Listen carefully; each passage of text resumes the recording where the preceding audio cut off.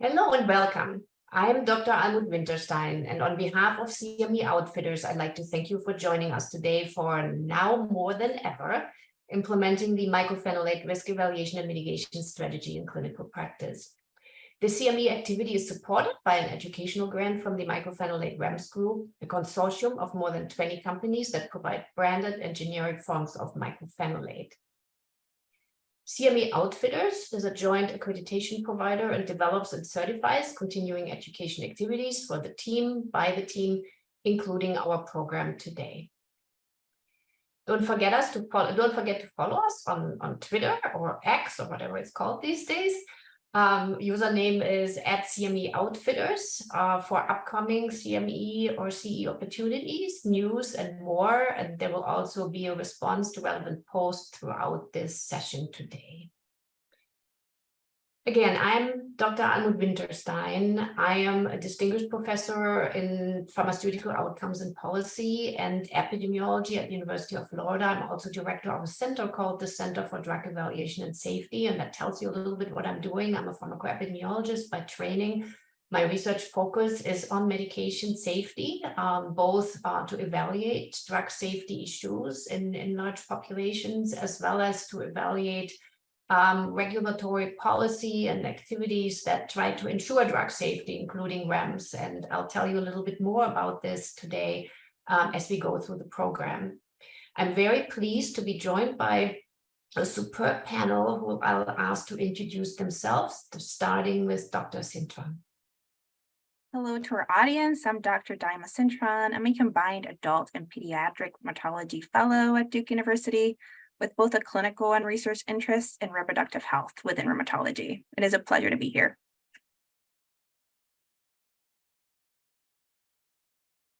Dr. Kim.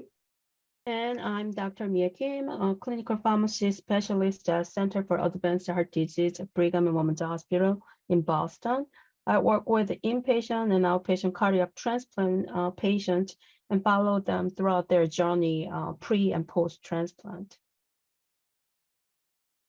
Thank you both. Now, to get us started, I'd like to provide a brief introduction and history of the mycophenolate REMS just to get us going on the topic. So a little bit history on mycophenolate. We all know this was approved in the last millennium, and in the early 2000s, there was emerging evidence of mycophenolate teratogenicity, mainly focused on case series, reports of cases of very characteristic and recurrent pattern of malformations. This resulted in early regulatory action in 2007 with a boxed warning that the FDA issued, and then a requirement for a medication guide in 2008.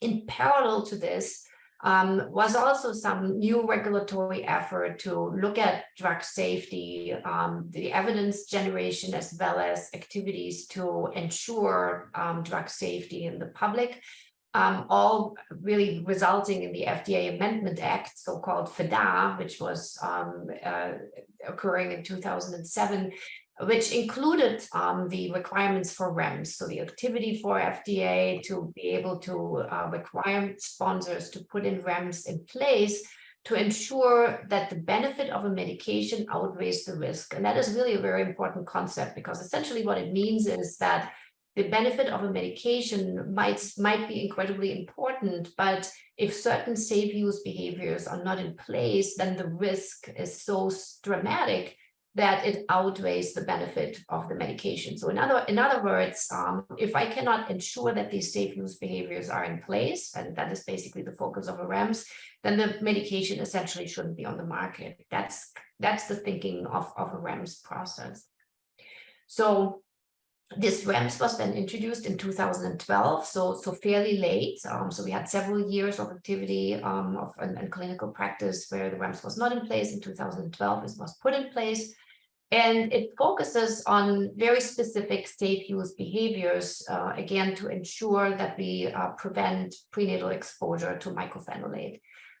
So the focus is to mitigate the risk of embryo-fetal toxicity associated with the use of mycophenolate by educating healthcare providers on increased risk of first trimester pregnancy losses and congenital malformations, the need to counsel patients of reproductive potential on the importance of pregnancy prevention and pregnancy planning, and the need to report pregnancies to the Mycophenolate pregnancy registry. And we'll talk about all of those specific activities a little more. And then on the other side, the need to inform patients of reproductive potential who are prescribed mycophenolate about an increased risk of miscarriage and birth defects and the importance of pregnancy prevention and planning. So essentially, this REMS is directed to two audiences, the providers as well as the patients. Here is a screenshot of the Mycophenolate REMS homepage. This is a great resource. It has a lot of information that is patient-directed that you might want to consider looking at. The URL is posted at the bottom of these slides, and the slides will be available to you for review as well. So why are we still talking about this? Remember, this REMS has been introduced more than 10 years ago. At some point, one could assume that everybody knows what the issues are, but there is evidence that the mycophenolate REMS is suboptimal at best in preventing prenatal exposure. And I'll show you a little bit more data on this as well. And then in addition to this, we also have had a lot of changes with regard to abortion laws in this country, which now leave in many states limited options when accidental prenatal exposure occurs. Those states that have absolute or 6 weeks abortion bans leave limited opportunity to consider pregnancy termination if desired, because this is just too early typically to even identify that prenatal exposure occurred. And the potential for malformations is generally not recognized as an exception to strict abortion laws. So these are typically not exceptions that can be considered. And with this, we may find our patients being in really very difficult situations if we don't plan ahead and prevent prenatal exposure. So for the discussion today, we really have several goals, a lot in 1 hour, to review the risk of pregnancy loss and congenital malformations associated with mycophenolate, how to educate persons of reproductive potential about this risk, the provider's role in educating patients on pregnancy prevention and planning.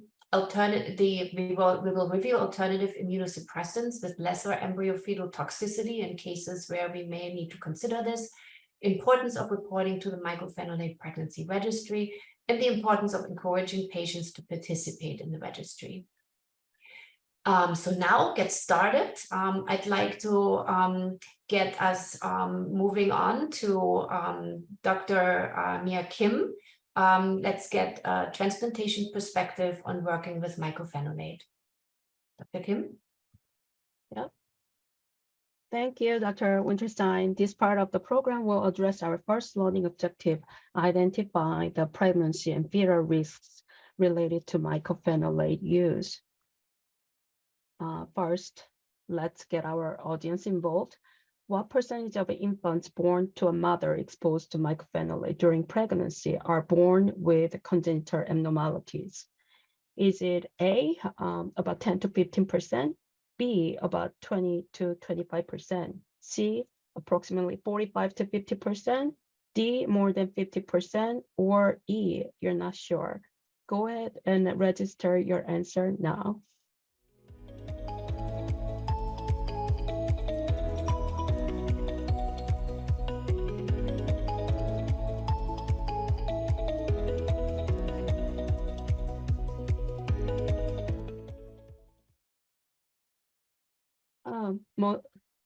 Let's see.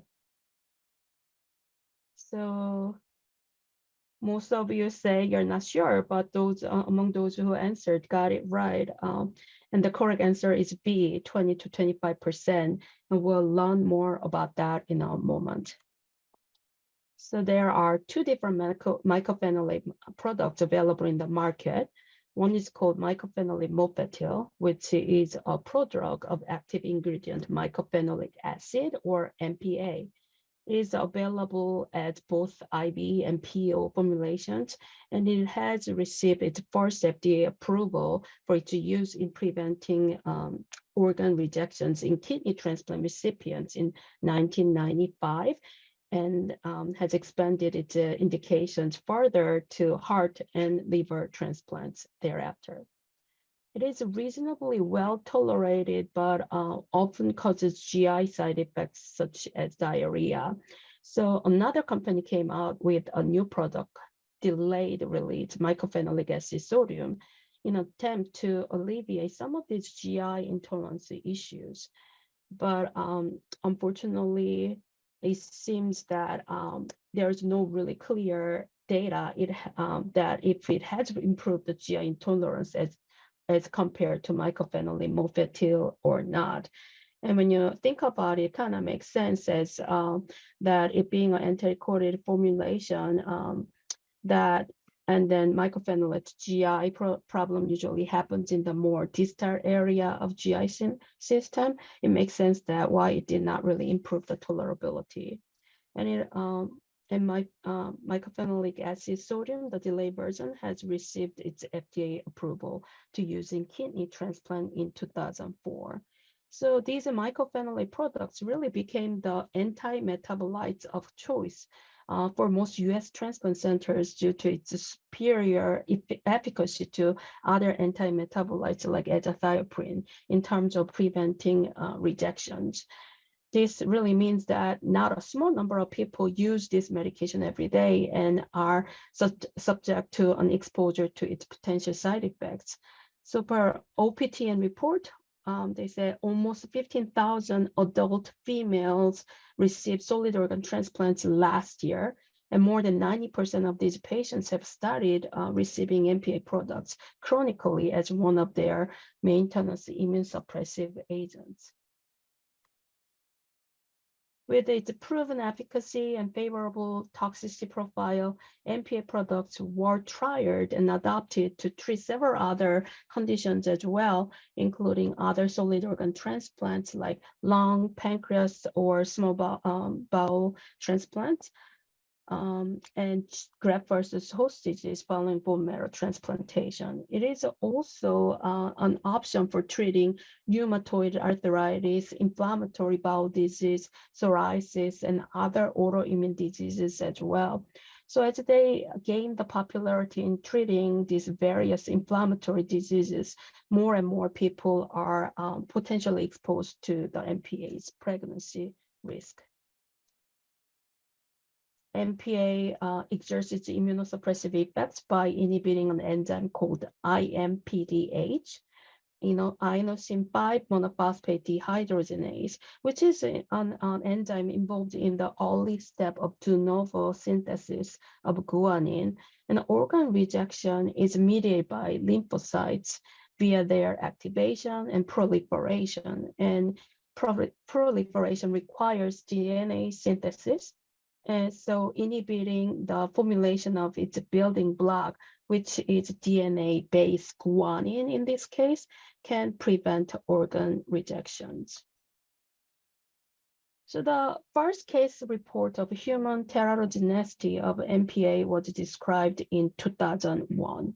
A child was born with hypoplastic nails and shortened fingers to a mother who had been exposed to mycophenolate. But this was just the tip of the iceberg, as many other subsequent reports followed thereafter. So they came out describing a range of congenital malformations in children, including ear malformation with or without hearing losses, and cleft palate, and the defects in the heart, esophagus, and eyes, limbs, and kidneys, and also pregnancy loss was frequent as well. So the 2006 NTPR data, National Transplantation Pregnancy Registry data came out reporting mind-blowingly high rate of adverse pregnancy outcomes in MPA-exposed pregnancies.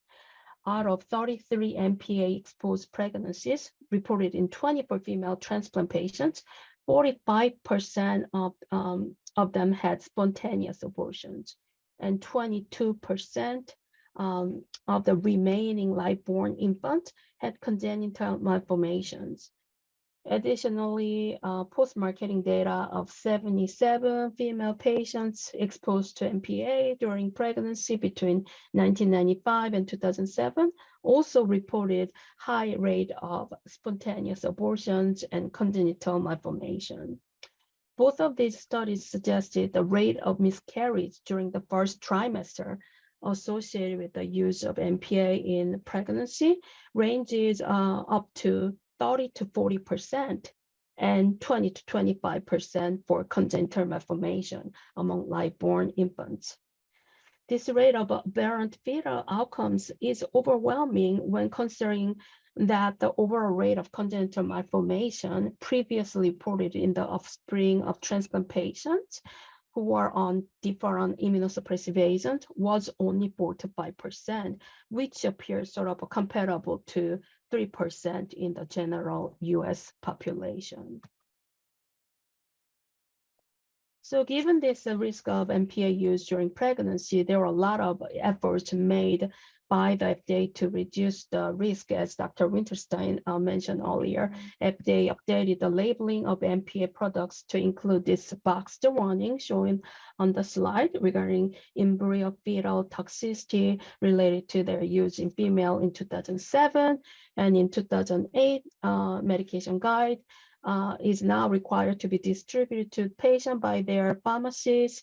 And in the same year, the FDA also required all the manufacturer of the MPA products to come up with some REMS proposals.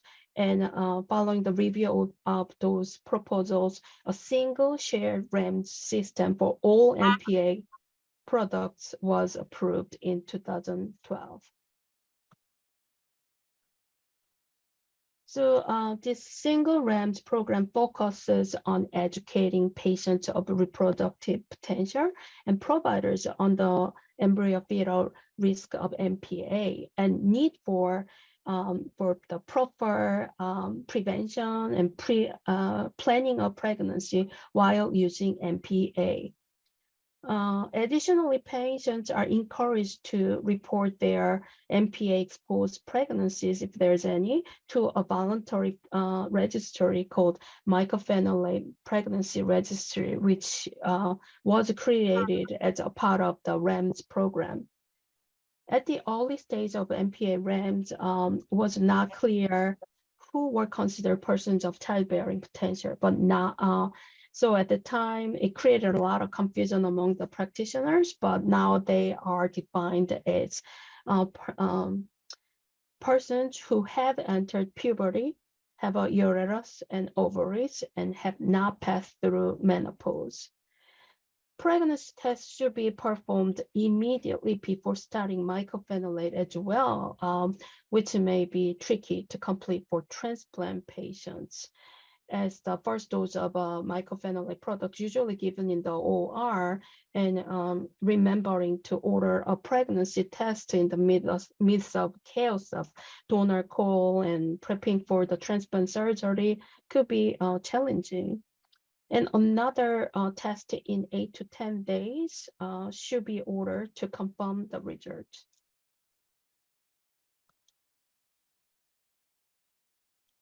Persons of reproductive potential must be counseled regarding pregnancy prevention and planning. And it'll be best if they can avoid MPA products altogether, even before they're thinking about growing a family. However, at least for solid organ transplant recipients, this is really not realistic.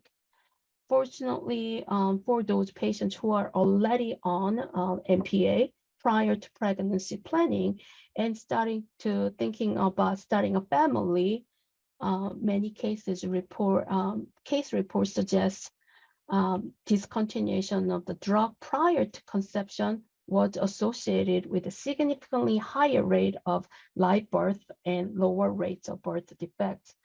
So again, the rate of miscarriages in pregnancies with MPA exposure was as high as 48% in this NTPR report, and the rate of miscarriages dropped to 22% in pregnancies where MPA was discontinued at least 6 weeks before conception.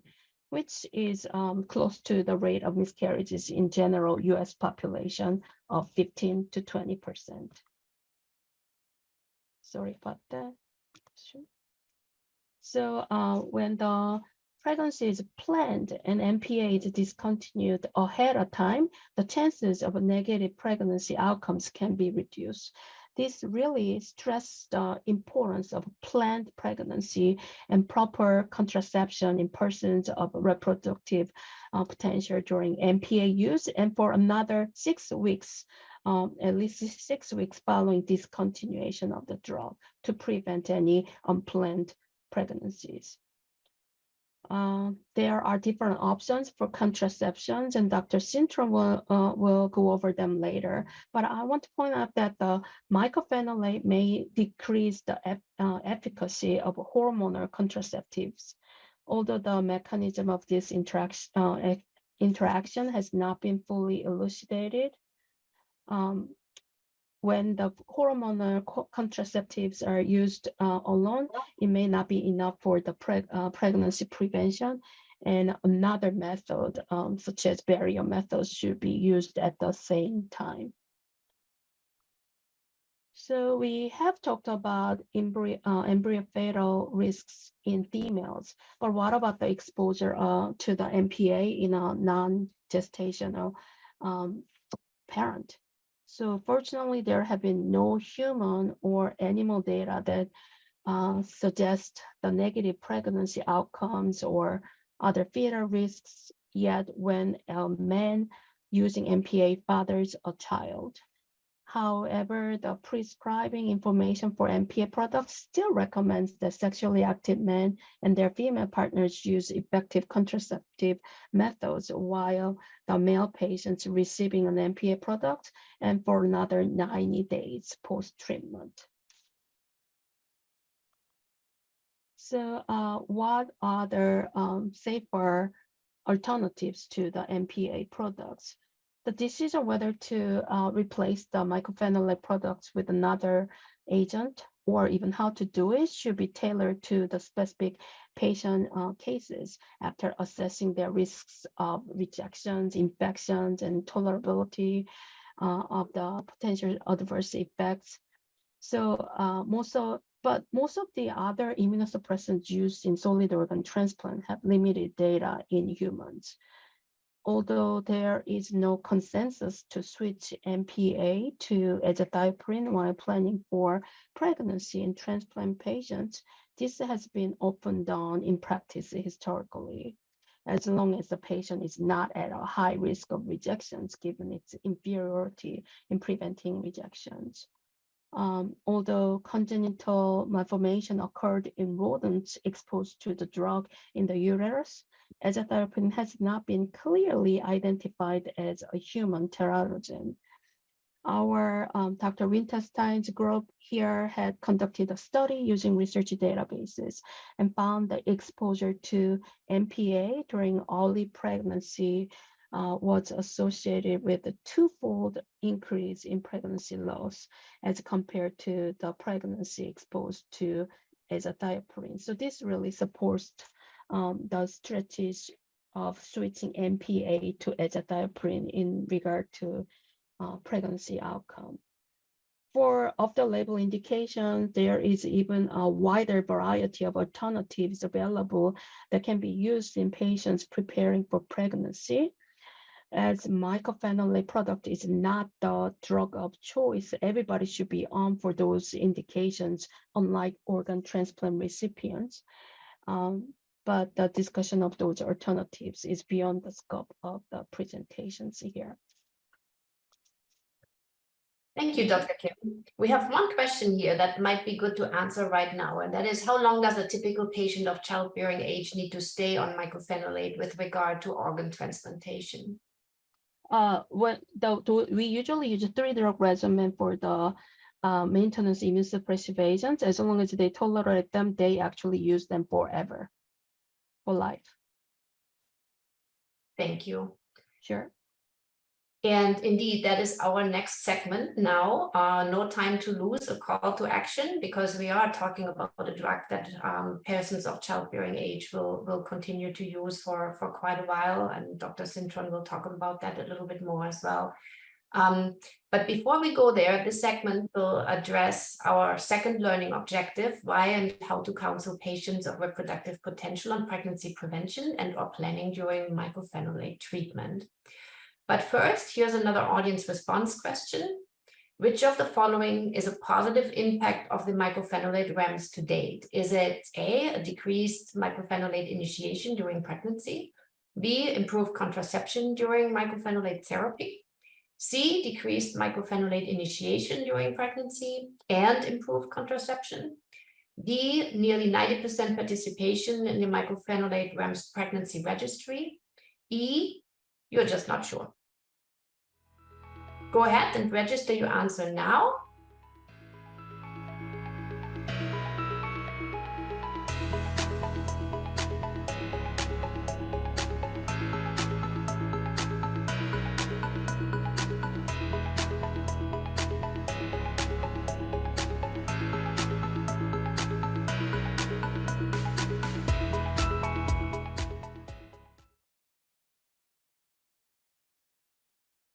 All right, and the correct answer is A, decreased mycophenolate initiation during pregnancy.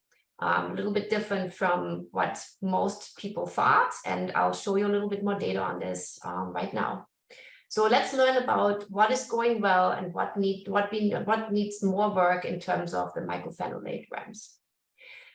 We have done a good amount of work to describe the status quo of prenatal exposure to teratogenic medications in the US, and the results are not that great. What I'm sharing here is a publication that we did not too long ago in AJOC, the American Journal of Obstetrics and Gynecology, that looked at the risk for prenatal exposure to medications with known teratogenic risk, and there's more than about 140 of those. So although FDAA, the FDA Amendment Act, has resulted in increased regulatory efforts, only 10 out of those 140 medications with known teratogenic risk currently have a REMS. For the remainder, we essentially rely on warnings in the package insert, which people may read or not. And so the results is a fairly high exposure risk. About 1 in 16 pregnancies is exposed to medications with known or potential teratogenicity. And as I said, very few have a REMS program. So now looking at the mycophenolate REMS, you may recall that the mycophenolate REMS was introduced reasonably late after teratogenicity was already known, and it was preceded by the requirement for a medication guide. So essentially an additional piece of paper that a pharmacy would hand out to a person who would fill a prescription for mycophenolate, along with the usual information that is handed out. So that gave us the opportunity to look at prenatal exposure risk during 2 time periods: the medication guide period, where teratogenicity was known, but the REMS was not in place, and then the REMS period, where teratogenicity was also known to providers, but we had the REMS program in place. So we used market scan data. This is a national sample of privately insured patients. We looked at persons of reproductive potential, ages 15 to 44, who filled at least 1 prescription for oral mycophenolate. And the unit of analysis was basically a mycophenolate treatment episode. So the duration during which a person would use mycophenolate, and as Dr. Kim already pointed out, oftentimes that's reasonably long. And we had a look back period of 6 months to really have new initiations of mycophenolate that we then followed forward. And we looked at 2 things. One was the rule out of pregnancy at treatment initiation. So essentially, we wanted to see that when mycophenolate is initiated, is pregnancy already happening? So in what proportion of mycophenolate initiations overlap with an existing pregnancy? And then secondly, we looked at, during a treatment episode of mycophenolate, how many persons of childbearing potential conceived during treatment. So the way we were looking at this was the first one, the initiation during pregnancy, would be really something the provider would have under control, or it is under control of the provider, right? Because I can check for pregnancy before I write a prescription for mycophenolate. Whereas the other portion, conception during mycophenolate use, is obviously a safe use behavior of a person who is using mycophenolate. But of course, there's also a provider activity here, which is really the pregnancy prevention and contraception discussion that needs to happen. So here are our results. So if we are looking at the proportion of pregnancy at mycophenolate initiation during the MedGuide period, we had 4 pregnancies per 1,000 initiation, and during the REMS period, we had 1.7 per 1,000 initiation. So that is a reduction in more than half. So the mycophenolate REMS was successful in preventing that mycophenolate gets initiated during pregnancy. Not perfect, but definitely a drop. Which tells us that providers were more aware that pregnancy needs to be considered and tested. However, when we are looking at the rate of conception during mycophenolate treatment, we basically see no change whatsoever. So we had during the medication guide period 12.9 pregnancies per 1,000 user years, and that dropped to 12.5 with a rate ratio of 0.97. So there really is not a whole lot. So the REMS did decrease mycophenolate initiation during pregnancy, but contraception during use did not improve. So why does this happen? I wish I could tell you. We haven't really drilled down much more, and the mycophenolate registry hasn't really been accessible to me to look at this further. But here are some data from the isotretinoin REMS and the registry that is required for patients who are using isotretinoin. On the left-hand side, we have from the registry reports what the reason for pregnancy was, and these are provider reports, and it looks at different years when the isotretinoin REMS was in place. And what we see here is that contraceptive failure is a fairly high frequent reason, although this is dropping. And of course, with the adoption of more LARCs, long-acting hormonal contraceptives, hopefully that is not too much of a concern anymore, but it still makes a good bulk. But then more important, did not use 2 birth control methods. That is a very large proportion of persons where this is the reason. And then unsuccessful at abstinence. So basically no contraceptive use because there was no sexual activity during the time period, but then it certainly happened. And then on the bottom, we have another big chunk, which is unknown, which basically tells us that it was unclear why this happened or providers really didn't know. So all of this evolves around one theme, which is contraception just didn't work for one reason or the other. On the right-hand side, we have some data that we also conducted around the isotretinoin REMS. We looked at age differences. And so the isotretinoin REMS is successful in decreasing conception during use. These are the numbers that you would see here. This was compared against other acne medications. But if you're looking at a breakdown by age, we see that the age extremes, teenagers as well as older women in their 40s, had lesser reduction of contraception than ages in the middle. So essentially what that means is that the REMS works better for women in their 20s and their 30s than it works for teenagers and for older women, which is also the time period when unintended pregnancies occur more commonly. So we see that there are really some things that we can still improve and that we need to focus on if we want to do a good job here. So although treatment initiation during pregnancy has decreased, it still occurs. As healthcare providers, we need to aim to be better than a medication guide in preventing pregnancy during mycophenolate use. That is the big challenge that I would like to pose to everybody here. And we know some mechanisms of REMS failure, but need to learn more about who is at risk and should be targeted with enhanced efforts to prevent pregnancy. So for example, who needs reminders more frequently to ensure that she remembers that pregnancy prevention is really important. And now we will move on to Dr. Cintron to talk about practical ways to bridge the practice gaps we have just discussed. Dr. Cintron? Dr. Rindenstein and Dr. Kim, thank you for such a great review. Let me just up. There we go. Next slide. Great. This section will be the last section, and we're going to talk through our final objective. Next slide. which is monitoring and reporting relevant pregnancies to the Mycophenolate Pregnancy Registry. Here is our final audience response question.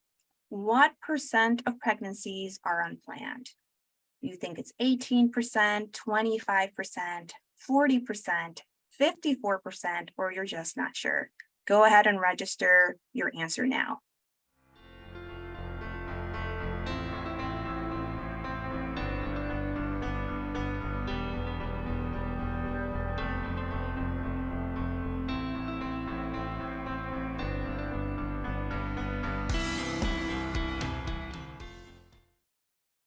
Great.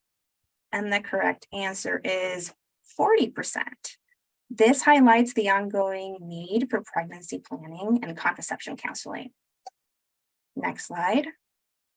Our goal through the next slide is to provide guidance and content on contraception that better prepares you to have the MREMS conversation with your patients. We will then go through a few clinical scenarios and talk about examples on how to incorporate MREMS into your clinical workflow or documentation. Next slide. As stated, 40% of pregnancies are unplanned, which is a bigger concern when we think among women who are on a teratogenic medication like mycophenolate. We need to discuss MREMS to prevent this outcome, but we acknowledge it is hard to implement in clinical practice. There are time constraints, we have busy clinics, we have packed encounters with a lot of information to discuss with our patients. We have concerns about our patient perceptions. Do they want to talk about contraception? Do they want to talk about pregnancy? And sometimes our level of comfort when it comes to having the conversation on contraception and pregnancy is not ideal or at our best. Next slide. Yet it is essential that we overcome those limitations. And we're going to start here with some strategies to best implement MREMS. Address reproductive goals with your patients early, ideally prior to starting mycophenolate. Know if they're sexually active with male, female partners, or both. Are they using contraception? And does your patient want to become pregnant? Do this in a supportive, non-judgmental environment. We're here to support our patients' decisions. Invest the time on contraception knowledge, and we hope to summarize a lot of that information on the next slides, so you feel more comfortable when it comes to the contraception conversation. And finally, consider incorporating MREMS into your clinical notes or daily workflow. Next slide. MREMS recommends we counsel persons of reproductive potential. That includes patients from puberty all the way to menopause, which is on an average at the age of 50. Excluding those with premature ovarian failure, total hysterectomy, and or ovarectomy. While on mycophenolate, patients should be on contraception at the start of treatment, during treatment, and at least 6 weeks after ending the medication. During that time, despite being on contraception, we need to do pregnancy screening at the start of the mycophenolate, ideally 8 to 10 days after we start the medication. There's always that risk of an initial false negative, and then at every follow-up encounter. Next slide. Here is the MREMS contraception guide.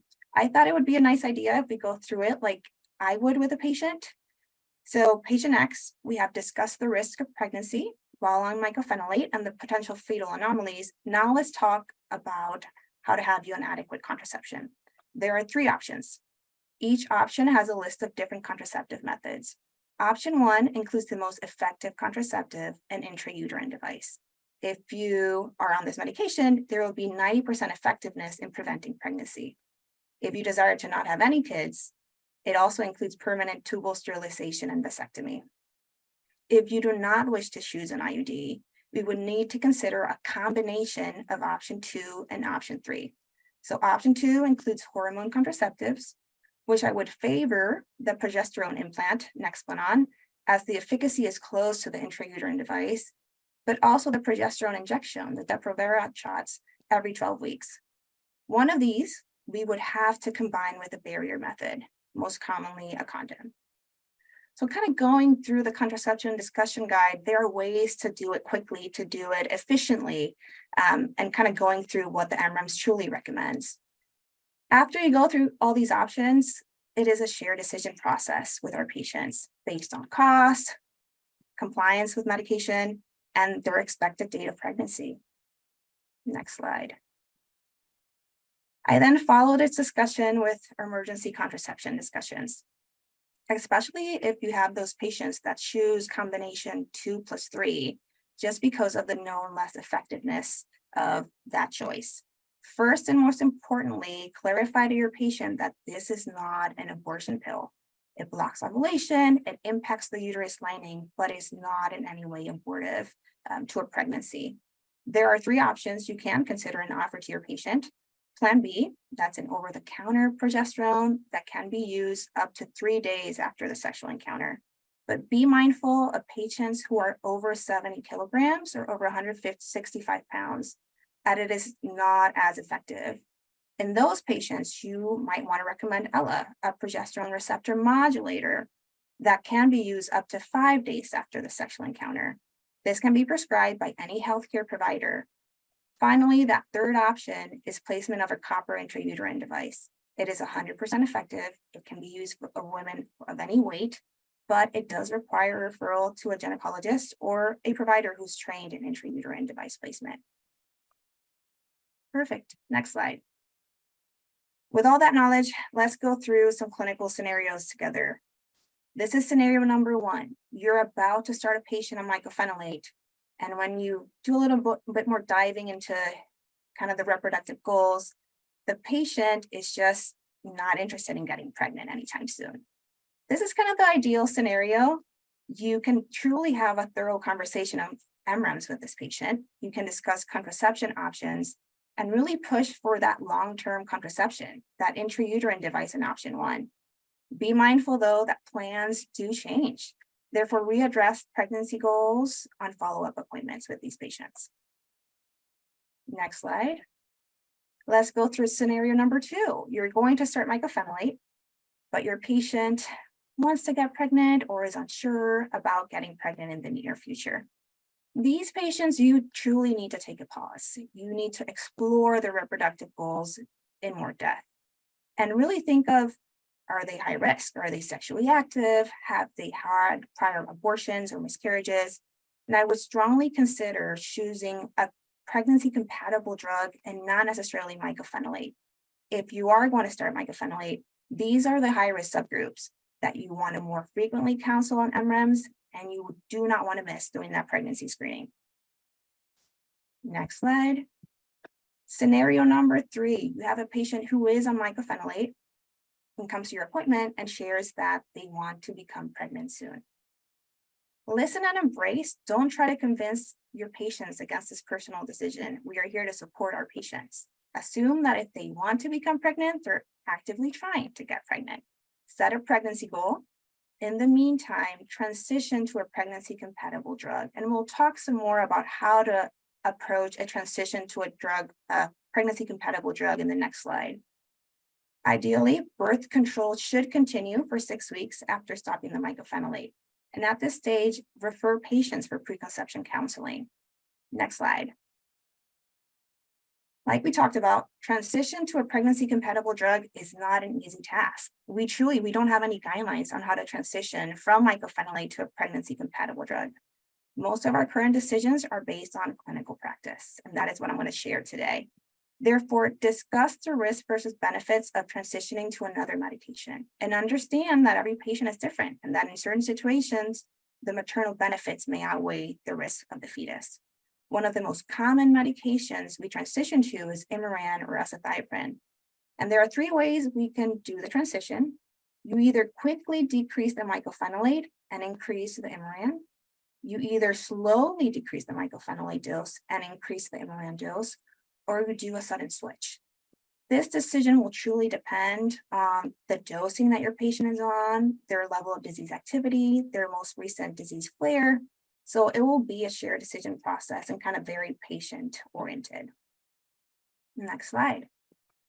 And then our final scenario, which I think is the most feared scenario, is having a patient on mycophenolate and finding out that your patient is pregnant, either through your pregnancy screening or a call from your patient kind of sharing that they're pregnant. Although this is not the ideal scenario, we do have to be proactive and we have to act with these patients. Stop the mycophenolate as soon as possible. transition the patient to a pregnancy-compatible drug, and in this scenario, you would favor doing a sudden switch to a drug that is compatible to pregnancy.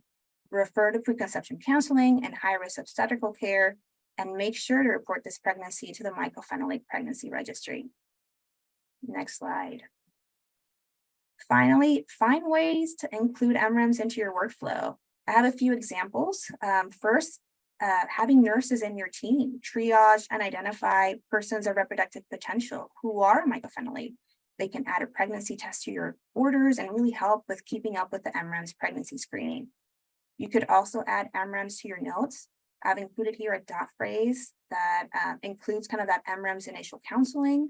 We've also added here, I do an electronic health record reminder of when MREMS was discussed and a reminder that we need to do pregnancy screening on every visit. Ultimately, you will find the option that best works for you. Thank you, Dr. Cintron. There is one question that directly relates to this that I'd like to read to you. How much time as a clinician does participating in the pregnancy prevention program take? Are nurses or administrators often involved? I think you touched on this already a little bit, but maybe you want to elaborate. It truly depends on how high of a risk that patient is. There will be different patient encounters if you're having a young female patient who is sexually active, who has been questioning contraception. Those are patients where it is worth spending that additional time. If patients have adequate contraception, they're not sexually active, doing prevention screening through MREMS is just a faster process because the risk of becoming pregnant is lower. So ideally, it should be really tailored to the risk of your patient being pregnant while on mycophenolate. But there are definitely ways to be efficient. There are ways to do it quickly so that your clinical workflow is not affected and you're able to kind of continue with the rest of your patient encounters. Thank you. And thank you for those excellent strategies for implementing MREMS. Now, before we get to our Q&A, I'd like to share a few SMART goals which summarize today's discussion. These are specific, measurable, attainable, relevant, and timely action items. In fact, these are things you can start doing today. Educate and remind persons of reproductive potential about the risk and remind them repeatedly. Engage in pregnancy prevention and planning, including a discussion of acceptable methods of contraception during mycophenolate treatment, and introduction of alternatives to immunosuppressants with less potential for embryo-fetal toxicity if pregnancy is desired. Report to the Mycophenolate Pregnancy Registry any pregnancies that occur and encourage pregnant patients to participate in the registry. You saw that this information from the isotretinoin registry is really relevant and gives us hints to what goes wrong and how we can improve. So this information is really relevant to all of us to understand and design REMS that are most effective. This supports the collection of evidence to support our understanding of REMS failure and enhance prevention of prenatal exposures. And then read and share additional education resources. There's a brochure for healthcare providers and a brochure for patients that is accessible and that might be helpful to review. Okay, almost time for our Q&A session, but first let's revisit our three questions and see how we do now. First, what percentage of infants born to mothers exposed to mycophenolate during pregnancy are born with congenital abnormalities? 10 to 15, 20 to 25%, 45 to 50, more than 50%, I'm not sure.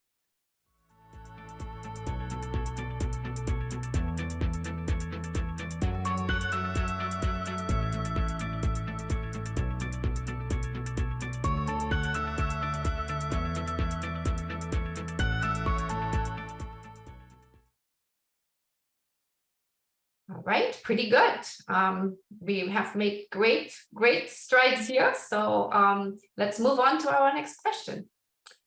Which of the following is a positive impact of mycophenolate REMS to date? Decreased mycophenolate initiation during pregnancy, improved contraception during therapy, decreased initiation during pregnancy and improved contraception, or reduced, improved contraception. Yeah, 90% participation in the registry, or I'm not sure.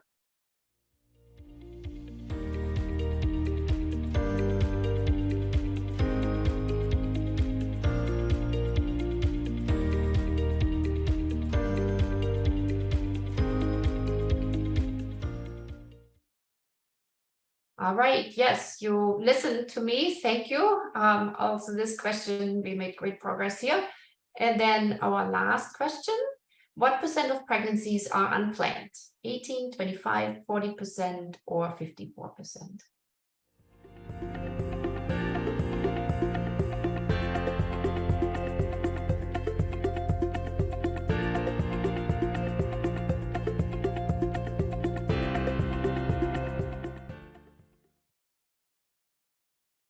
Great.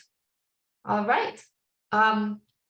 So I think with this, we have answered the questions that we had to as part of the CME program, and we can move on to our Q&A session.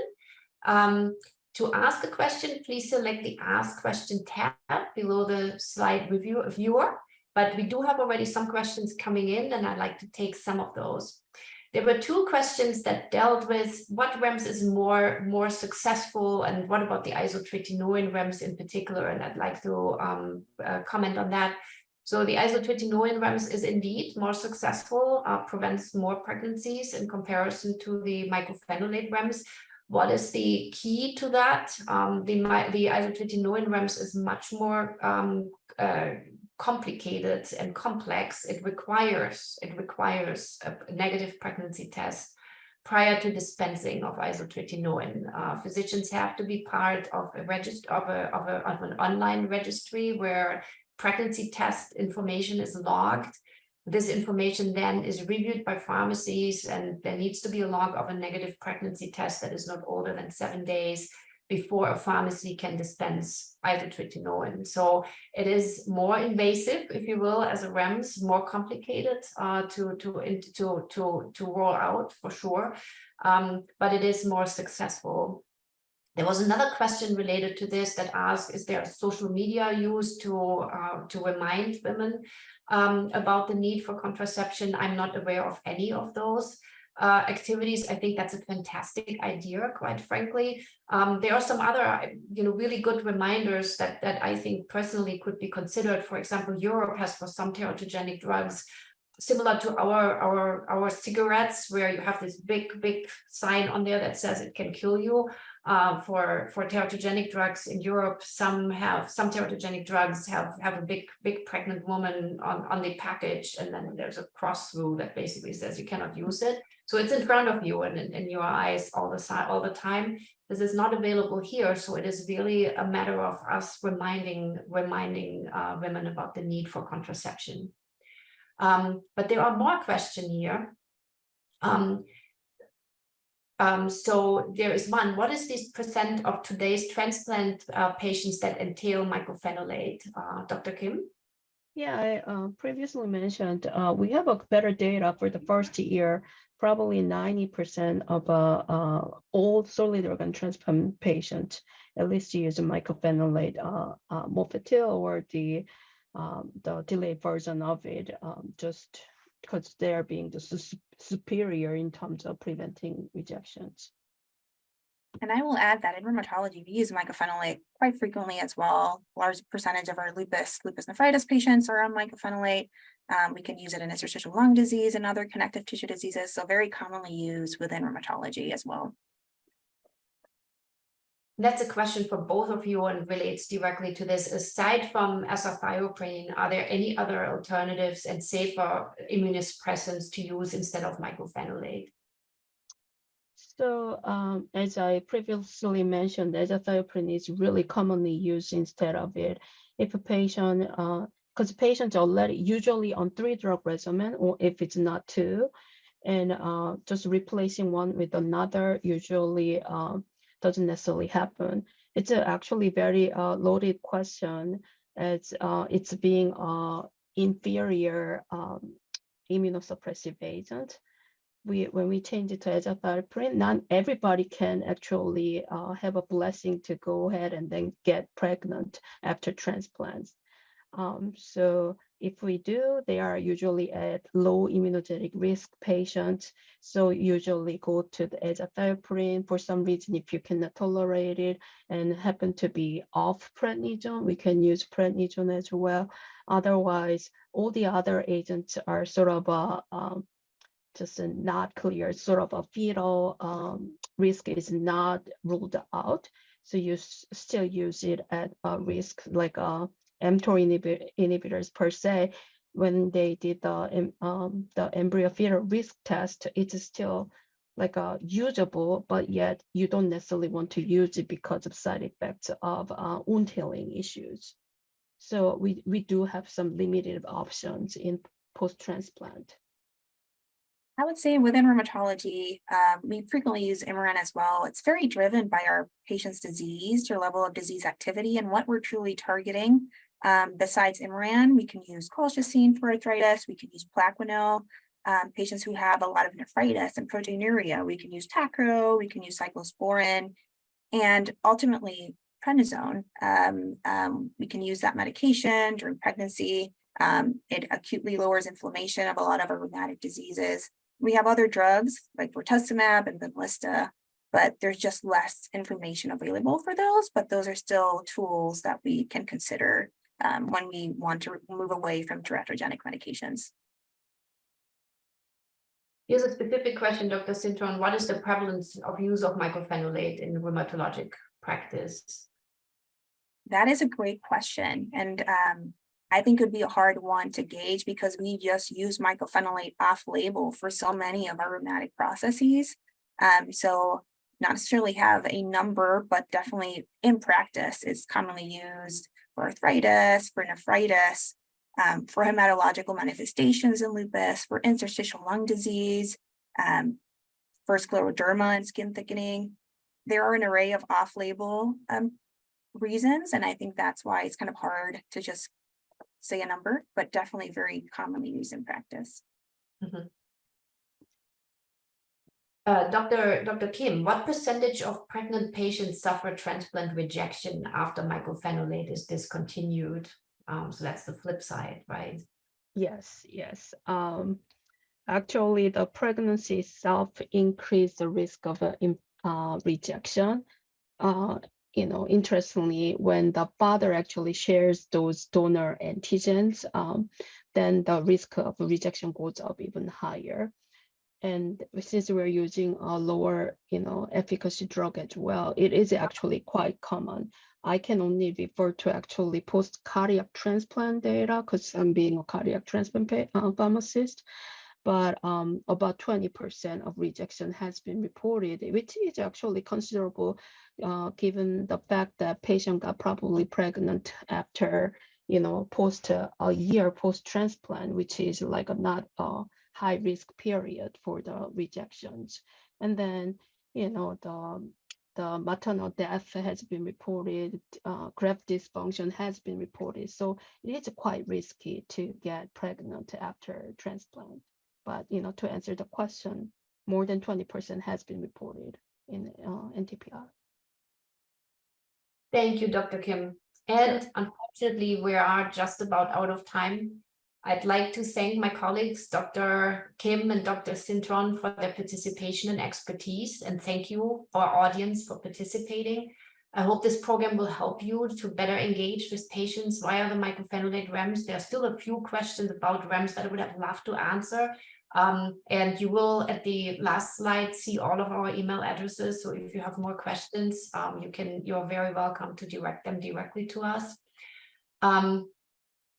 Hang on, I will need to move these slides away here. Okay, so here are our email addresses for you to consider if you have more questions, and I'm always very happy to discuss REMS for sure. Please visit the Virtual Education Hub. This is a free resource and education to educate healthcare professionals and patients. There's a lot of really interesting CE programs that are available. To receive CME credit for this activity, please complete the post-test and evaluation online, then click on the Request Credit tab to complete the process and print your certificate. And thank you and good night. Thanks for listening.